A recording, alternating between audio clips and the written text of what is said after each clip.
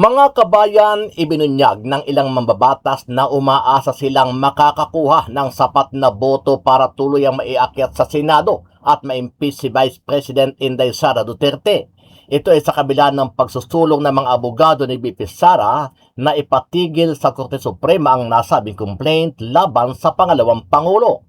Sa kabila nito, sinabi ni Atty. Israelito Torion, abogado ng mga Duterte, na masyadong atap ang mga kongresista na ma-impeach si VP Sara Duterte, pero aniya noong nahaharap naman sa complaint si PBBM ay agad nila itong ibinasura. Umaasa po kami and I believe that we have the numbers. We need one-third or around 106 if I'm not mistaken, and I believe we have the numbers. The congressmen have read the complaints and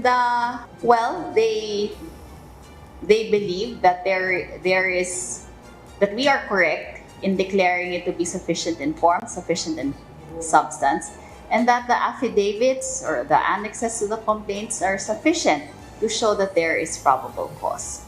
Of course, like we said, we will still have to go through the Committee on Justice hearing to declare probable cause.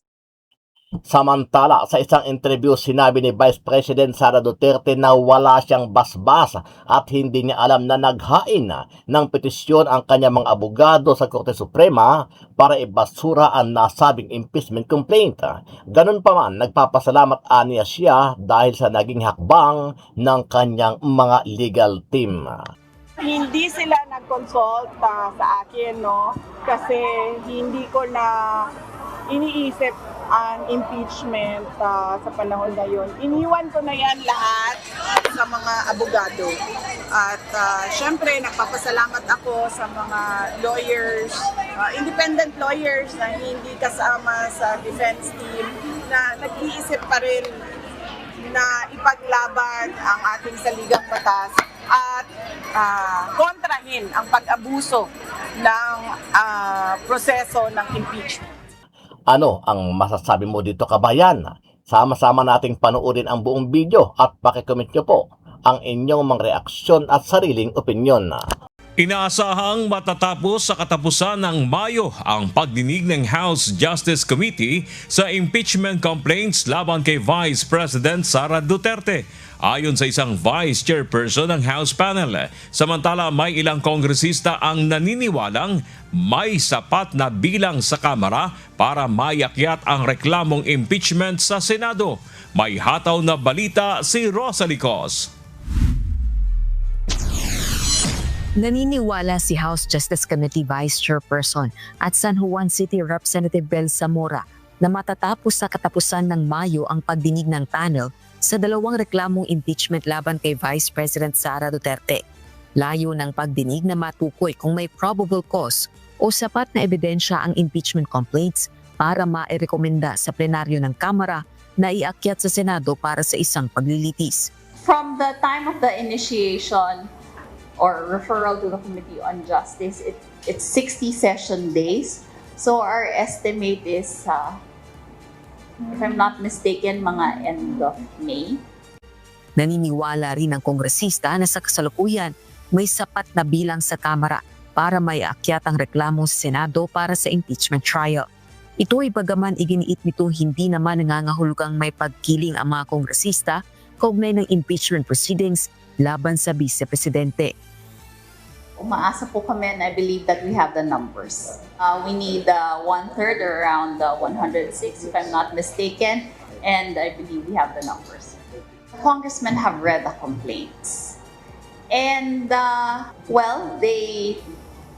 they believe that that we are correct in declaring it to be sufficient in form, sufficient in substance, and that the affidavits or the annexes to the complaints are sufficient to show that there is probable cause. Of course, like we said, we will still have to go through the Committee on Justice hearing to declare probable cause. Si House Justice Panel member at Manila 3rd District Representative Joel Chua naniniwala ring susuportahan ng one-third ng mga kongresista ang impeachment complaint laban kay VP Duterte.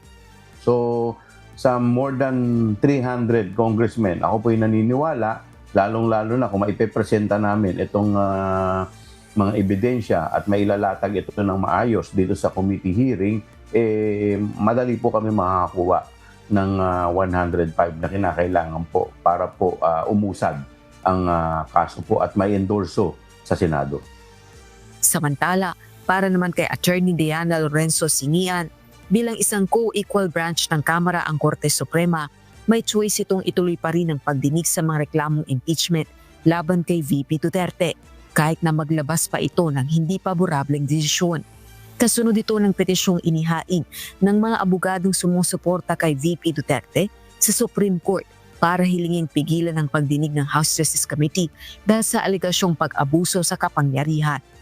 Gayunman, nasa desisyon pa rin ito ng mga miyembro ng House Justice Panel. Considering that they are co-equal branches, personally, I believe they can if they choose to. However, it really will depend on what the decision or what the order of the Supreme Court will be at that time. Yun po yung kailangan nilang i-take up as a committee and then decide how to move forward. Ayon kay VP Duterte, wala siyang kinalaman sa petisyon at hindi kinonsulta ng mga abogadong naghain ito, bagaman nagpapasalamat ito sa kanila. Hindi sila nag-consult sa akin, no? Kasi hindi ko na iniisip ang impeachment sa panahon na yun. Iniwan ko na yan lahat sa mga abogado. At syempre, nagpapasalamat ako sa mga lawyers, independent lawyers na hindi kasama sa defense team, na nag-iisip pa rin na ipaglaban ang ating saligang batas at kontrahin ang pag-abuso ng proseso ng impeachment. Hindi naman naniniwala si Bicol Zero Party List Representative Terry Don, House Justice Panel member, na walang alam ang pangalawang Pangulo sa hakbang. Ito'y lalo na't kasama pa umano ni VP Duterte ang ilan sa mga petitioner sa araw ng Davao. Rosa Licoz, humahataw sa balita ngayon. Kalinsabay ng pagdiriwang ng kanyang ika-81 kaarawan noong Sabado, March 28. Inilunsad naman ng pamilya Duterte ang isang website para sa mga taga-suporta ni dating Pangulong Rodrigo Duterte. Sa isang post, sinabi ng pamilya Duterte na ito ay para sa mga taong sumusuporta at patuloy na naniniwala at tapat sa kanilang pamilya sa loob ng maraming taon. Nagpaabot naman ng pasasalamat si Vice President Sara Duterte sa katapatan ng mga taga-suporta ng kanilang ama. To all the parallel support groups, volunteers, and the millions of Filipinos here and abroad who organized celebrations to honor him, maraming salamat sa inyong walang sawang pagmamahal at katapatan. Your loyalty to him is a testament to a leadership that truly prioritized the safety and dignity of every Filipino family. But as we celebrate, we also stand firm. The defense of his rights is a defense of our national sovereignty.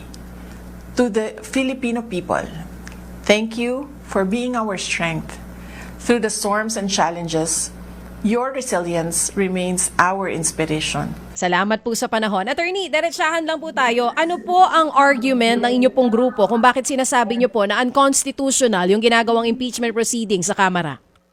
Well, it is unconstitutional because at threshold level pa lang doon sa House Committee on Justice, the complaint should have been dismissed. Specifically, yung third complaint as well as the fourth complaint. Why? Because the third complaint violated the sacrosanct nature of an endorsement. If you will notice, yung second endorser na congressman, si Congresswoman De Lima. Yung third endorser, same pa rin, si Congresswoman De Lima. So sa third impeachment complaint, we believe that an endorsement is a sacrosanct function.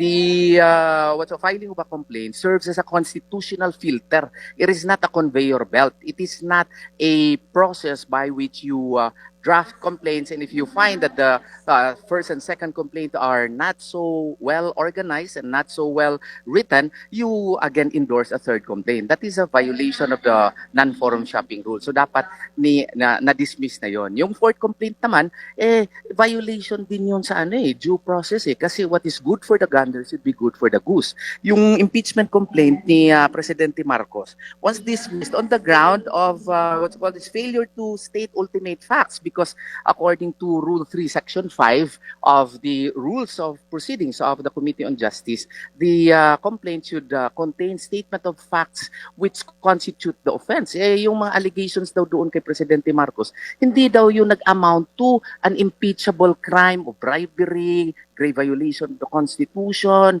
and other high crimes, no? Kung in-apply yun kay Presidente Marcos, dapat in-apply din yun dito kay Vice President Sara Duterte. That is the mandate of the Equal Protection Clause of the 1987 Constitution. And then more importantly, dismissible na sana yun o threshold level. Ang ginawa pa nila, yung House Committee on Justice kasi is tama yon, determination of probable cause, pero hindi dapat na ikaw na yung investigator, ikaw na yung what you call this, mag-fishing expedition ka na, ikaw na yung magpasabina. Ginawa ba nila yun kay Presidente Marcos na impeachment complaint? Hindi. Nagpasabina ba sila doon sa pagdetermine ng sufficiency in substance doon sa kay Presidente Marcos? Hindi. Kaya nga, kung anong in-apply nila doon kay Presidente Marcos, dito rin, nagiging na sila, nag-conduct na sila ng fishing expedition na bawal yun. Maski nga mga corporation na hindi na state doon sa complaint, sinali na nila. So it has become a very expansive investigative process which is no longer within the function of the House Committee on Justice. Kung kulang yung complaint, di kulang, i-dismiss nila. Hindi yung sila na yung magiging investigator, sila na yung nangangalap ng ebidensya. Mali yun. Kung hindi nila in-apply yun kay Presidente Marcos, dapat hindi rin yun i-apply kay Vice President Sara Duterte. Ang amin dito, yes, there should be accountability. But then again, the Vice President already explained everything in the past about what happened with her funds. No? This is a question of constitutional limits. Accountability, questions of accountability should be determined in accordance with constitutional limits such that due process must still be observed.